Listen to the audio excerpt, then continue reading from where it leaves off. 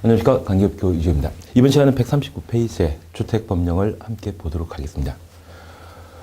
우리 주택법은 건축법과 달리 집단적인 주택건설 사업을 시행하기 위해 제정한 법령입니다. 우리 주변에는 주택이나 주택 외 다양한 건축물이 만들어지게 되는데, 이러한 건축물은 보통 건축법령에 따라 건축주가 건축 허가 받고 그 공사가 완료되게 되면 사용 승인 받은 이후에 완공된 건축물을 이용할 수 있습니다. 그런데 이 주택법은 이러한 건축물 중에 주택을 30호, 30세대 이상 건설하는 때 주택법령에 따라 해당 주택건설 사업을 시행하도록 되어 있습니다. 만약 주택의 호수가 29호 이하라고 하면 그때는 건축법에 따라 만들 수 있고, 30세대부터는 주택법령에 따라 건설하도록 되어 있습니다. 우리가 민법 등을 공부하다 보면 일반법과 특별법에 관한 사안들을 구분한 적이 있습니다. 법령 적용 대상의 제한이 없이 적용하는 경우라면 일반법이라 표현하고, 어떤 적용 대상을 제한하고 있다고 하면 그때는 특별법이죠. 그래서 이 주택법은 건축법에 대한 특별법적 성격을 가지게 됩니다. 이러한 주택법은 쾌적한 주거 생활을 영위하기 위한 주택을 건설, 공급, 관리하며 그 자금 조달 운영에 관한 사항을 정함으로써 국민의 주거 안정과 국민의 주거 수준을 향상시키기 위한 법령입니다. 여기 주거 안정은 무주택 세대주에게 주택법에 따라 새로이 주택을 건설, 공급하게 되면 주택 문제를 해결할 수 있죠. 그러한 때는 주거 안정이라 표현하고 있습니다. 반면에 유주택자에게 새로운 주택을 건설, 공급하게 되면 예전보다 좀 좋은 주택 제공했겠죠. 그럴 때는 주거 수준 향상을 기여했다 표현하게 됩니다. 그래서 이 주택법은 무주택 세대주와 유주택자를 배려하기 위한 법령입니다. 우리 규제에서는 편집상 좀 잘못이 되어 건축법과 관련된 제정 목적을 다루고 있지만 건축법에서 한번 보셨던 내용이기 때문에 그냥 구분해 주십니다. 그래서 두 번째 단에 나와 있는 주택법령과 관련된 기본적인 제정 목적을 확인해 놓으시고, 특별히 주거 안정과 주거 수준 향상, 이 두 단어가 만약 빈칸으로 만들어지게 되면 그에 필요한 내용들을 적어 놔야 될 겁니다. 그러면 우리 주택법령과 관련되어 적용 대상에 관한 사항을 함께 살펴봅니다. 국민의 주거 안정과 주거 수준 향상에 이바지하기 위한 이 주택법령은 무엇을 법 적용 대상으로 삼고 있는지, 적용 범위, 적용 대상에 관한 사항을 함께 살펴봅니다. 사실 우리 주변에는 교화지구, 동탄지구, 그리고 판교지구 같은 다양한 신도시 개발 사업을 시행하고 있습니다. 이런 판교지구 등은 지구 지정 당시에는 대부분 농경지였는데 새로운 도시지역으로 개발 사업을 하고 있습니다. 그처럼 농경지를 건물 건축할 수 있는 땅으로 조성하게 된다고 하면 이러한 것들을 택지 개발 사업이라 표현하고, 이러한 택지 개발 사업과 관련된 사업 시행 형태가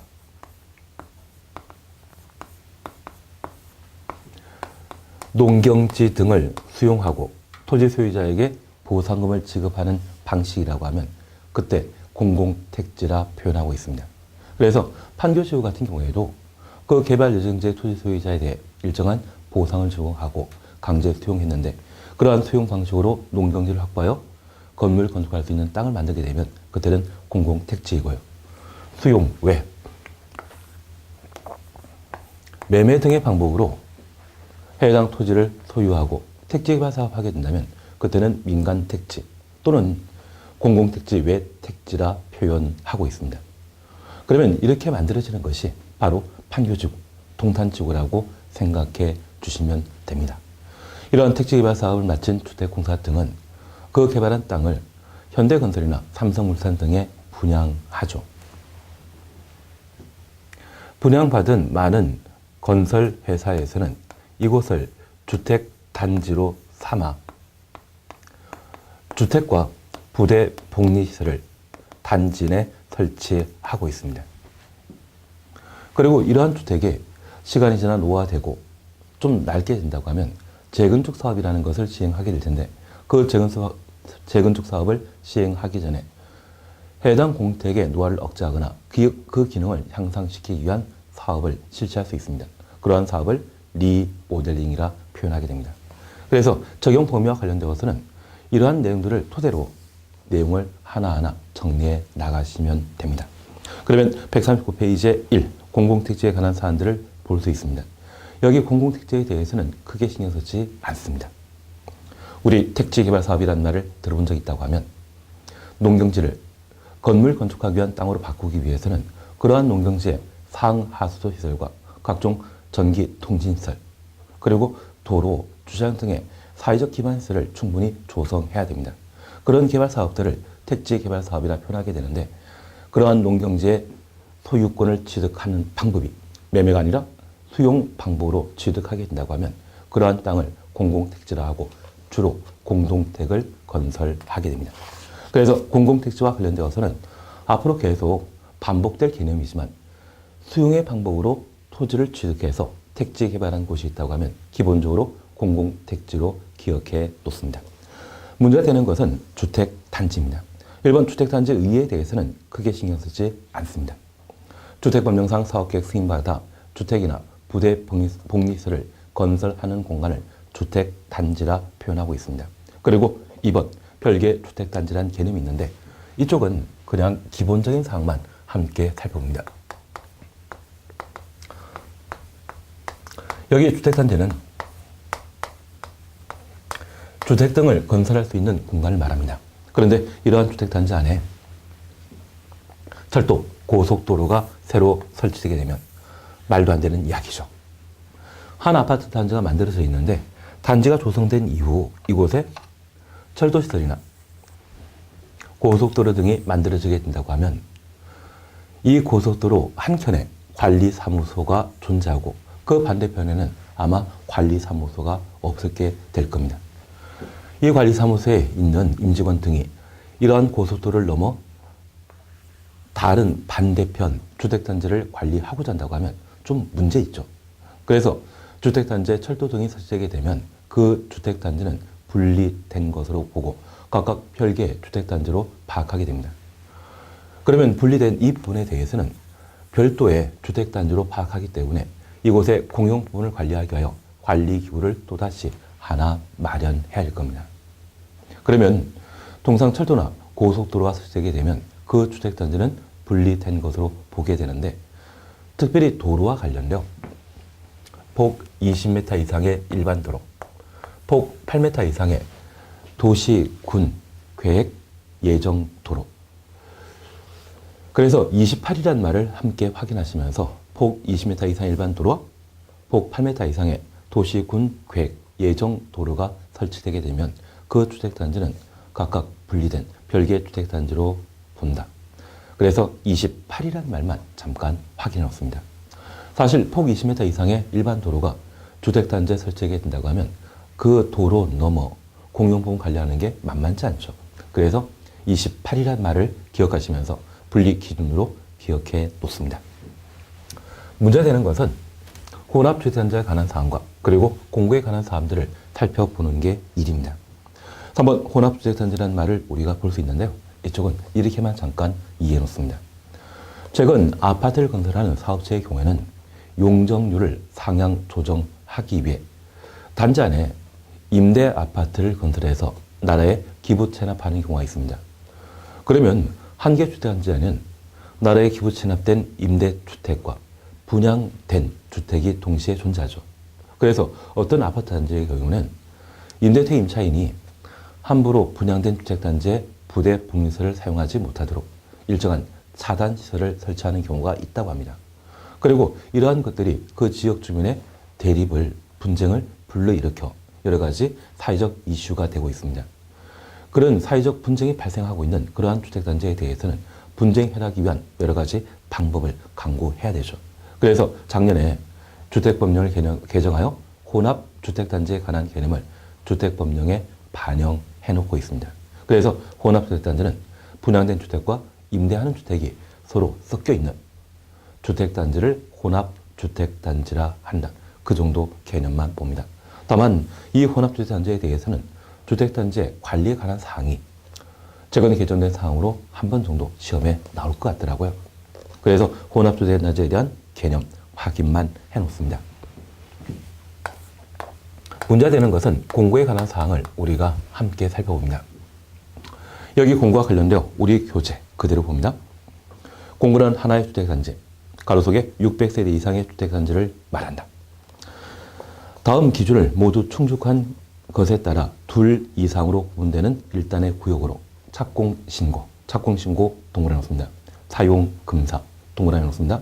별도 수행할 수 있는 구역을 말한다. 그리고 옆에 페이지에는 공구별 분할 요건을 정해 놓고 있습니다. 그러면 잠깐 우리가 이해하실 것이 있는데요. 통상 공구란 개념을 사용하게 된다면 서울에서 부산까지 새로이 경부 고속도로를 만들게 되면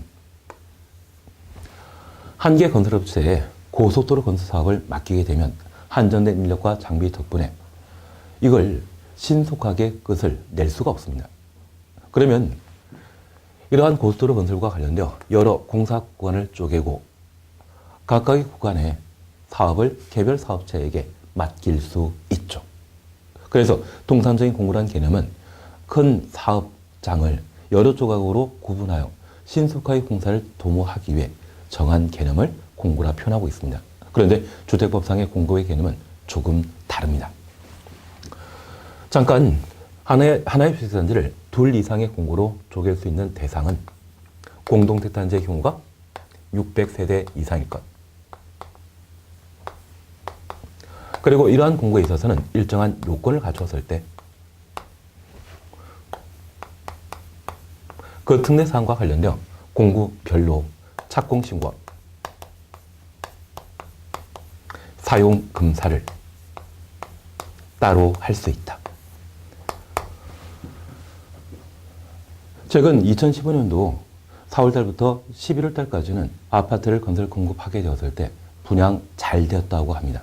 그러면 2014년 이전 한 4년 동안, 그리고 2016년 1월달에 동탄 신도시 같은 경우에는 한 1000세 정도의 아파트를 분양하고자 신문에 분양 광고를 냈는데 달랑 2세대만 분양 신청했다고 합니다. 그러면 2015년 일부 기간을 제외한 나머지 기간에는 여러 아파트 건설업체가 아파트를 분양하고자 했을 때 사람들이 원하지 않는 곳에 아파트를 분양하다 보니 청약 신청률이 좀 저조했던 적이 있습니다. 사실 분당 신도시의 경우에도 지난 2015년 한 8, 9월 달만 하더라도 그곳에 새 아파트 분양받게 되면 프리미엄이 1억 정도 형성된다 해서 청약 경쟁률이 뜨거웠던 장소입니다. 그런데 최근 대출 정책이 변경되면서 청약 신청하는 게 1000세대 중에 달랑 2세대 정도만 분양 신청하더라고요. 그렇게 제대로 분양하지 못하고 주택 건설 사업을 계속 강행하게 되면 그 사업을 시행한 건설회사는 부도 파산될 수 있죠. 그래서 이 공구라고 하는 것은 사람들이 분양 시장이 좀 활성화되고 많은 사람들이 분양 신청할 때쯤 주택 건설 사업을 시행해보자, 그런 개념에서 공구별 분할 사업 시행을 마련하게 되었습니다.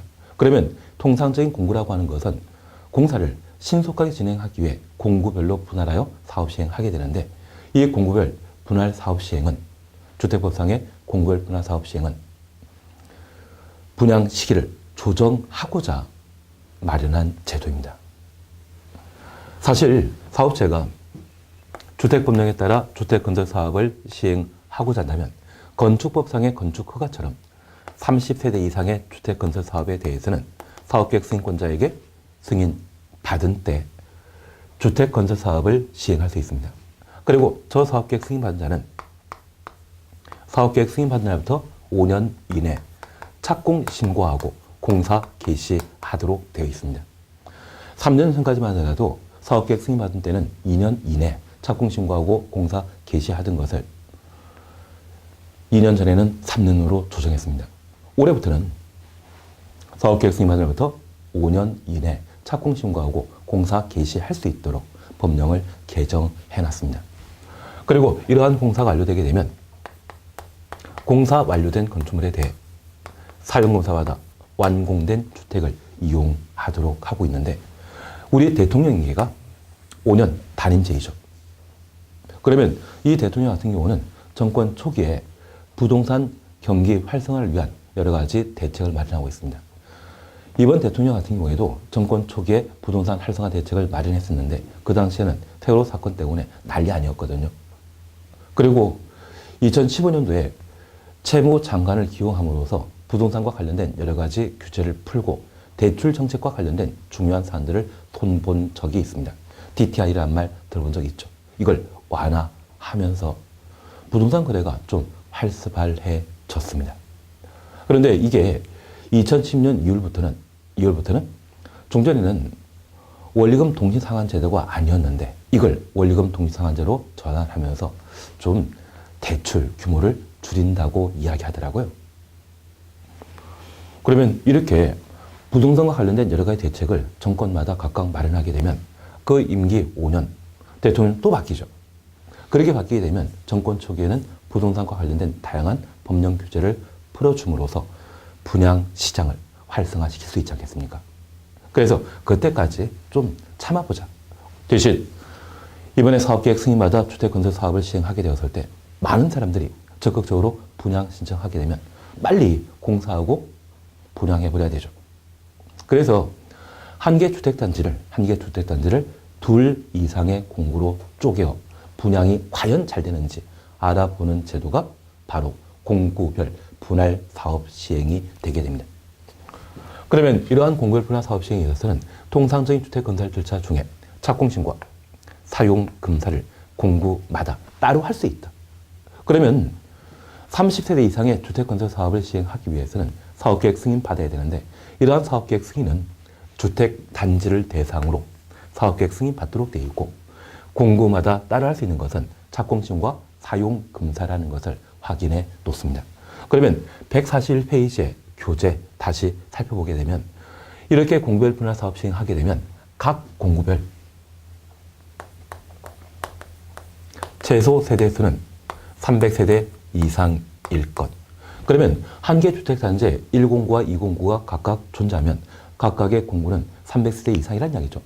600세대 절반 나누게 되면 300 나옵니다. 그리고 이러한 공구와 공구 사이에는 폭 6m 이상의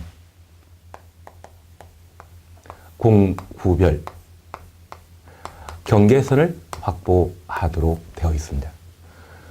그래서 이 공구와 관련되어서는 우리 숫자와 관련된 사항 또는 절차상의 특례에 관한 사안들이 눈에 보이시죠? 만약 이러한 것들이 빈칸 만들어주고 주관식으로 출제되었다고 하면 그거 채워넣는 것 우리 시험거리 될 수 있죠. 그래서 공구별 분할 사업 시행과 관련되어서는 현재 주택 건설 경기를 생각하면서 살펴본다면 쉽게 이해될 수 있고 그러한 시사성 있는 문제가 있다고 하면 시험에 한번 나와야 되겠죠. 그래서 공구별 분할 시행 저렇게 살펴놓습니다. 그리고 141페이지에는 3번 주택을 함께 볼 수 있습니다. 여기 주택단지에는 주택과 부대시설, 복리시설 등을 각각 설치하게 됩니다. 그러면 주택단지에 두게 되는 주택은 과연 무엇인지? 아주 과거 5회, 6회 때는 가끔 주택 정의와 관련되어 시험 문제를 출제한 적이 있거든요. 그래서 지금 기준으로 한 15년, 20년 전쯤에서는 주택 개념과 관련되어 자주 시험에 출제한 적이 있는데 우리 지금 시험에는 나올 일 없죠. 그냥 한번 확인해 놓습니다. 세대 구성원이 장기간 독립된 주거 생활을 영위할 수 있는 건축물의 전부 또는 일부와 부속 토지를 주택이라 한다. 부속 토지도 주택 범죄에 포함된다는 걸 확인해 놓습니다. 주택이란 건축물은 땅이 존재해야 되죠. 그래서 그러한 땅을 부속 토지라 표현하고 주택의 범죄에 포함시키고 있습니다. 그리고 세대 구성원이라고 하는 것은 우리 가족을 말합니다. 세대원이라는 말 들어본 적 있으시죠? 그래서 우리 가족을 말하는데 저 우리 가족이 장기간 독립된 주거 생활을 영위하기 위해 건물 전부를 사용하게 된다면 그때는 단독택을 의미하는 것이고요. 우리 가족이 건물 일부를 사용했다고 하면 다른 가족도 건물 일부를 차지해 살고 있죠. 그러한 개념일 때는 공동주택이라는 말을 사용하게 됩니다. 그리고 장기간 독립된 주거 생활을 영위할 수 있다. 이 말 확인되십니다. 우리가 지금 한번 상상해 보십시오. 내가 지금 살고 있는 집과 가끔 내가 회사 사무실의 건물을 살펴보게 되면 중요한 뭔가가 차이나는 게 있습니다. 사무실에는 부엌 없죠? 그리고 그 사무실에는 샤워할 수 있는 욕실이 갖춰지지 않고 있습니다. 화장실은 있지만. 그래서 저 부엌과 욕실이라는 것을 확보하게 된다면 그 자체가 장기간 독립된 주거 생활을 영위할 수 있는 건축물로 파악하게 됩니다. 그래서 주택과 주택 외 건축물의 차이점은 부엌, 욕실에 있다는 것을 생각하시며 그러한 개념으로 구성된 것이 주택의 개념정의입니다. 요즘 시험에 나온다, 안 나온다? 안 나온다. 대신 만약 지금 우리 입장에서 한 6회, 7회 정도, 그래서 그 당시에 한 30대 중반 분이 시험에 합격하셨다고 하면 지금 연세가 한 40대 후반, 50대 초반 정도입니다. 그런 분이 출제위원으로 선정되게 된다고 하면 5회 때는 6회 때 가지고 있는 책 지금도 보관하고 계시다고 하면 그때 문제 활용해서 시험 문제 내고 싶어 할 수도 있죠. 그래서 한번 확인은 해놓습니다. 그리고 이러한 주택과 비교되는 것으로 준주택을 함께 살펴봅니다. 우리가 지금까지 함께 공부하면서 특정 단어 앞에 준이란 말을 쓰게 된다면 뒤에 나오는 단어를 부정하는 것이죠. 준주택은 주택이다, 아니다. 아니죠? 그래서 주택 외 건축물로서 주거 용도로 사용할 수 있는 것을 준주택이라 표현합니다. 이러한 준주택은 4가지 형태로 각각 구성되어 있습니다. 우리 교재 141페이지에 박스 찾았습니까? 준주택의 범위, 종류 찾으셨죠? 1번 보게 되면 다중생활시설. 과거 고시원이라 불리던 것을 최근에 법을 개정하여 다중생활시설이라 표현하는데 저 같은 경우에도 학교 다닐 때 고시원에서 공부 잠깐 한 적이 있거든요. 그런데 최근 이 고시원이라고 하는 것은 어떤 시험을 공부하기 위해 사람들이 공부하는 장소로 사용하는 것이 아니라 거주 목적으로 사용하는 공간이죠. 그래서 다양한 사람들이 많이 어울려 생활한다. 그러한 개념에서 다중생활시설로 명칭을 변경하게 되었습니다. 가끔 고시원, 고시텔이라는 말을 보게 된다고 하면 지금은 법에서는 뭐라 표현한다? 다중생활시설이라 표현하고 있습니다. 그리고 노인복지주택, 주택 동그라미였습니다.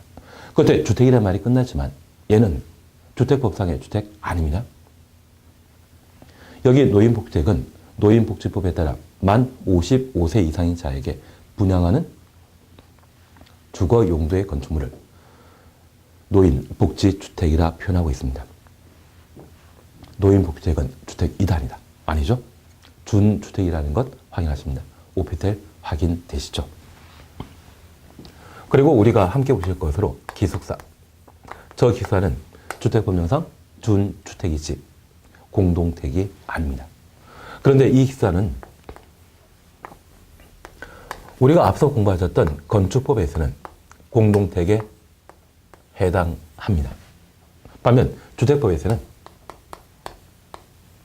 준주택이지 공동택이 아니죠.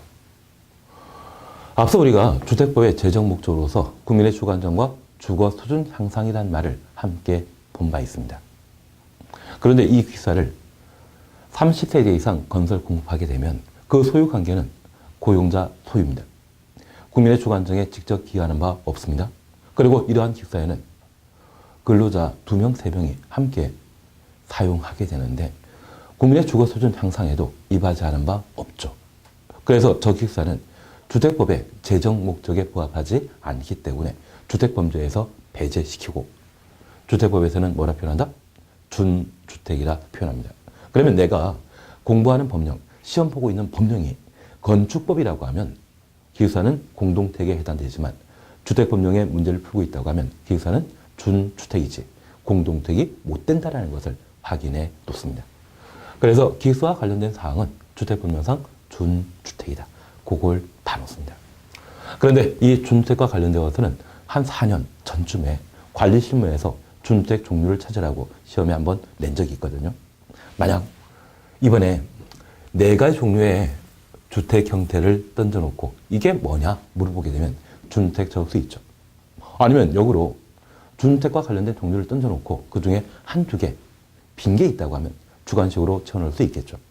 그런 형태로만 한번 생각하고 더 이상 다른 것은 신경 쓸 필요 없을 것 같습니다. 주택은 주택이다 아니다? 아니다. 그 정도 살펴놓습니다.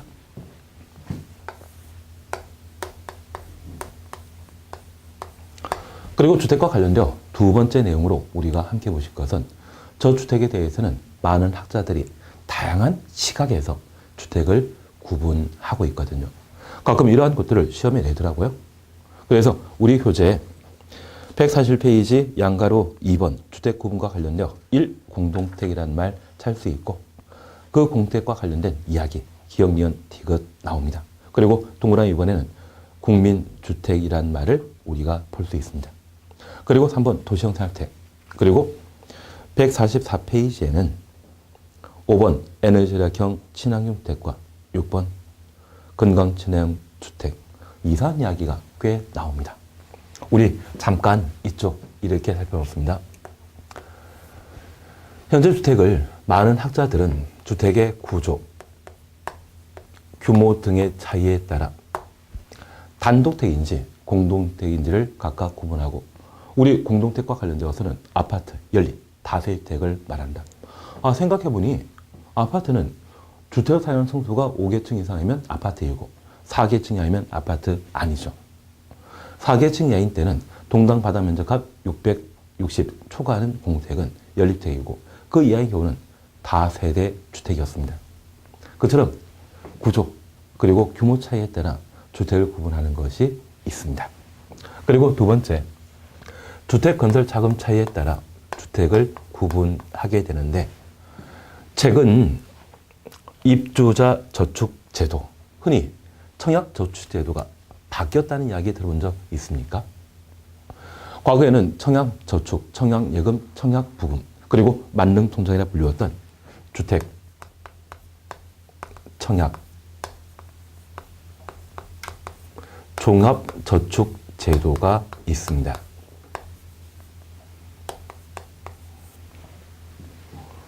올해 법을 개정하여 청약저축, 청약예금 등은 없애버리고 주택청약 종합저축제도로 통폐합했거든요.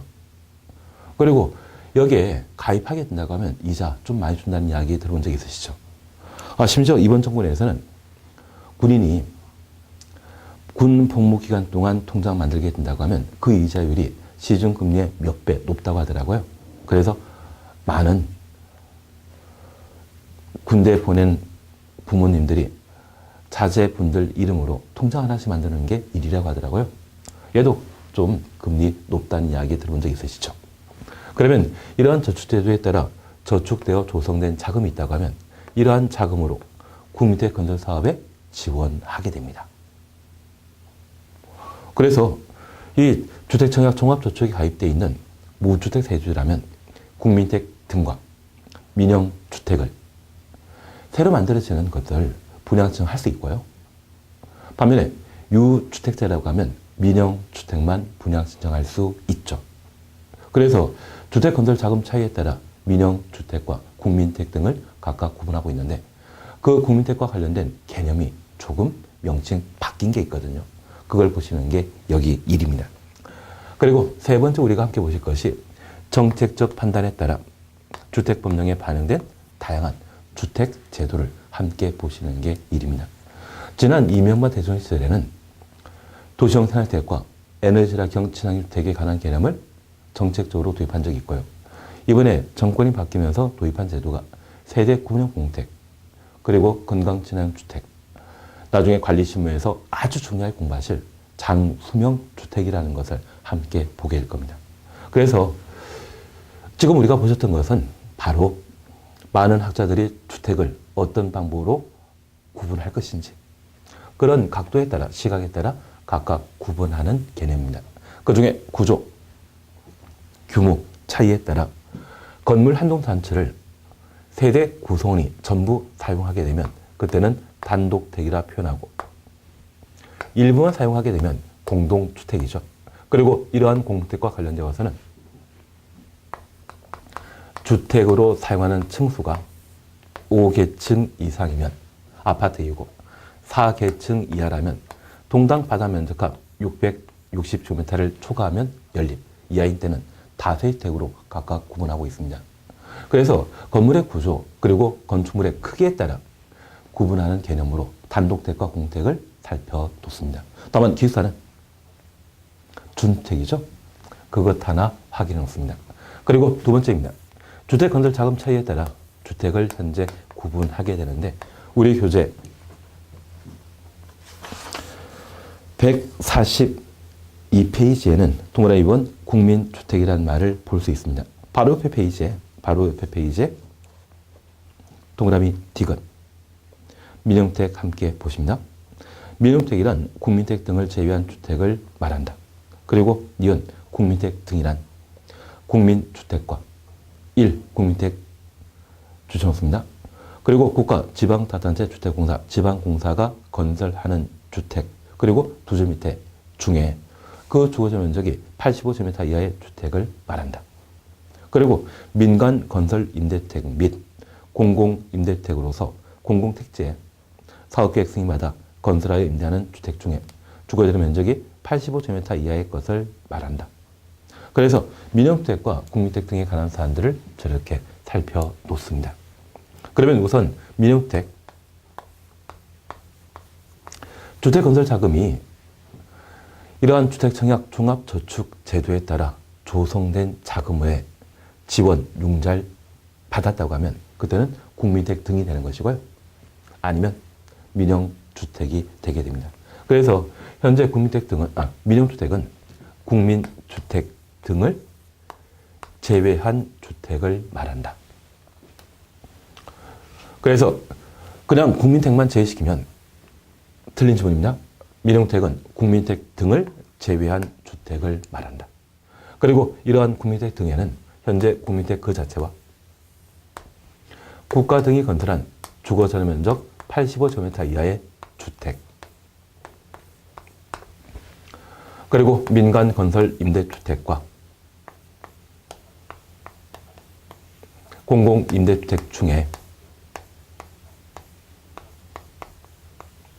공공택지에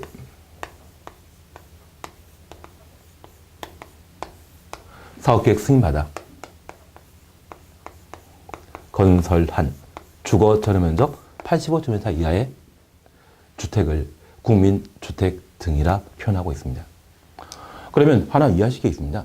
만약 내가 주택청약 종합저축에 가입되어 있는 무주택 대지주라고 하면 여기 국민주택 분양받을 수 있고요. 주택공사가 건설한 또는 지방공사가 건설한 주택, 주공아파트나 시형아파트를 표현하죠. 그런 아파트를 분양받을 수 있습니다. 그리고 가끔 영구임대택 또는 민간건설 임대택을 청약통장 가지고 있는 무주택 세대주가 공급받고 특히 민간건설 임대택의 경우에는 임대 의무 기간이 경과되게 되면 분양전환 받는다는 이야기 들어본 적이 있습니까? 그래서 요즘 수원 같은 경우는 광교지구의 분양 가격이 한 6억, 7억 정도로 하는데 바로 인접한 곳에 영통지구라는 곳이 있습니다. 그곳에 민간 건설 임대택을 공급하면서 임대 의무 기간 5년 뒤에 분양 전환했는데 그 시기가 2014년 정도이거든요. 그 당시에 주변 아파트 가격이 한 4억, 5억 정도 하는데 분양 전환 가격이 한 3억 정도에 머무는 적이 있습니다. 그래서 이러한 민간 건설 임대주택 중에 공공택지에 사업계획 승인받아 건설한 85제곱미터 이하의 임대주택, 이러한 주택, 청약통장 가지고 있는 무주택 대대주가 분양받을 수 있죠. 그래서 이러한 세 가지가 바로 청약통장을 가지고 있는 무주택 대대주가 분양받을 수 있는 주거 형태입니다. 얘를 법에서는 뭐란다? 국민주택 등이라 표현합니다. 그러면 이러한 세 가지 주택을 제외한 나머지 주택을 바로 민영주택이라 표현하는 것이죠. 그리고 이제 또다시 하나 봐줄 게 있습니다. 바로 국민주택입니다. 올해 시험 문제 나온다고 하면 국민주택과 관련되어 시험 문제가 출제될 가능성이 아주 높습니다. 그래서 국민주택과 관련된 사항을 꼭 한번 살펴놓습니다. 찾았습니까? 보시면 이 말이 있습니다. 국민주택이란 주택도시기금 동그라미 놓습니다. 지원받아 건설하거나 개량된 주거전면적 85제곱미터 이하의 주택을 말하고 가로 속에 수도권을 제외한 도시 지역이 아닌 읍, 면 지역의 경우는 100제곱미터 이하로 할 수 있다. 그러면 여기 국민택과 관련되어 작년까지는 주택도시기금 대신 국민주택기금이라는 게 있었습니다. 그걸 명칭 개정해서 지금은 뭐라 표현한다? 국민택기금을 지금 뭐라 한다? 주택도시기금으로 명칭을 변경했습니다. 이런 주택도시기금에 자금 지원 받아 건설된 주거 전용 면적 85제곱미터 이하의 주택을 국민주택이라 표현하고 있습니다. 이번에 주택도시기금은 국민주택 등의 건설사업 외에 우리 도시지역에는 재개발, 재건축 등의 도시 재생사업이 이루어지게 됩니다. 그래서 저 기금으로 재개발, 재건축 사업에 자금 지원, 융자를 하고자 주택도시기금이란 말로 명칭을 개정하게 되었습니다. 그러면 가끔 저 기금이란 말은 확실하게 기억나는데 주택과 도시에 관한 순서가 앞뒤 바뀌는 경우가 있거든요. 우리가 지금 공부하고 있는 것은 주택법이죠. 주택법이라고 하면 뭐가 먼저 나야 되겠습니까? 주택이 나야 되죠. 그래서 주택도시기금. 이러한 자금지원 받아 건설하거나 개량된 주거전면적 85제곱미터 이하의 주택을 국민주택이라 표현합니다. 사실 아파트와 관련되어서는 30형 아파트를 구분하게 되었을 때, 공급하게 되었을 때 전유 부분의 면적이 흔히 주거전용 면적이라 표현합니다. 84.9 얼마가 나옵니다. 그리고 공용 부분의 경우에는 24. 얼마 나오고요. 대지 지분은 30제곱미터 정도가 나오게 되는데 이러한 공동택 아파트의 부분을 각각 따지게 된다면 우리 주종관계 구분할 수 있죠. 이러한 세 가지 중에 주물은 무엇이다? 전유 부분. 그래서 부동산 중개업소에 있어서도 주거 전용 면적을 표시함으로써 아파트의 크기를 제시해 주는 것이지 공용 부분, 지분에 대해서는 따로 언급하지 않고 있죠. 최근 법이 개정되어 주종 관계를 반영한 결과가 되게 됩니다. 그래서 여기 앞으로 85제곱미터라는 말 보게 된다면 얘는 당연히 주거 전용 면적에 대한 표현으로 기억해 주시고 공용 부분과 대지 지분은 종물에 해당되기 때문에 주물의 처분에 따르는 것이죠. 그래서 일반적인 국민택은 85제곱미터 이하까지 건설 공급하는 것을 원칙합니다. 만약 최대한 건설하게 된다고 하면 그때는 얼마? 100제곱미터. 그런데 이 최대란 말 쓰게 된다고 하면 이것은 예외에 해당되는 것이죠. 그래서 우리가 함께 보시길 수도권 많이 들어봤습니다. 여기 수도권은 서울, 인천, 경기도를 말합니다. 수도권 외 지역으로서 엔드 개념입니다. 도시 지역 아닌 여기 도시지역이라면 용도 지역과 관련된 사항이죠. 우리 도시지역 개발 용도이고 관리지역, 농림지역, 자연환경 보전지역, 관농자이죠. 관농자는 비개발 용도였습니다. 그러면 관농자는 이야기죠. 이러한 곳에 읍이나 면 지역에 건설하는 경우는 100제곱미터까지 건설할 수 있다. 그래서 국민택은 이러한 세 가지 요건을 갖추게 된다면 최대 건설할 수 있는 규모는 얼마? 100. 그래서 원칙은 80이지만 85이지만 최대 100제곱미터까지 건설할 수 있다. 그런데 잠깐 이해해 줄 것이 있습니다. 만약 수도권에 만들어지는 국민택이라면 85제곱미터까지 건설할 수 있고요. 도시 지역에 건설하는 국민주택이라고 하면 85제곱미터까지만 건설할 수 있죠. 그래서 만약 수도권에 또는 도시지역 안에 만들어지는 국민택을 100제곱미터까지 할 수 있다. 그런 취지라고 하면 잘못된 겁니다. 그래서 우리 국민택과 관련된 개념, 기금에 지원받아 건설하거나 개량된 주거전용 면적 85제곱미터 이하의 주택을 말하며 최대 100제곱미터까지 할 수 있다. 확인해 놓습니다. 그러면 이제 마지막 요것 하나만 봐놓습니다. 여기 국가 등이 건설한 주거전용 면적 85제곱미터 이하의 주택은 국민택이다? 아니다? 아니죠. 얘는 국민택 등이지 국민택 자체는 아닙니다. 그러면 주택법령상 주택개발 사업을 시행하는 자를 사업주체라 표현하는데 저 사업체가 국가기관이라 할지라도 그리고 건설한 주택 크기가 주거적 면적 85제곱미터 이하라 할지라도 기금 지원받지 않고 독자진 재원으로 건설하게 되면 그때는 국민택 등이지 국민택 자체는 아닙니다. 그러면 여기 국민택에 있어서는 저 사업체가 국가이건 민간이건 관계없이 기금 85란 요건을 갖추게 되면 그때는 국민택 되는 것이죠. 그래서 국민택 판단 요건에 사업체는 중요한 기준이 아닙니다. 사업체에 관계없이 기금 85의 요건을 갖췄을 때 모두 국민주택이 된다. 그래서 자금 조달 방법과 관련된 주택 개념 구분 저렇게 한번 살펴놓습니다. 이번 시간 여기까지 하시고 다음 시간에 세대 구명 공동택 등에 관한 사안들을 함께 살펴보도록 하겠습니다. 수고하셨습니다.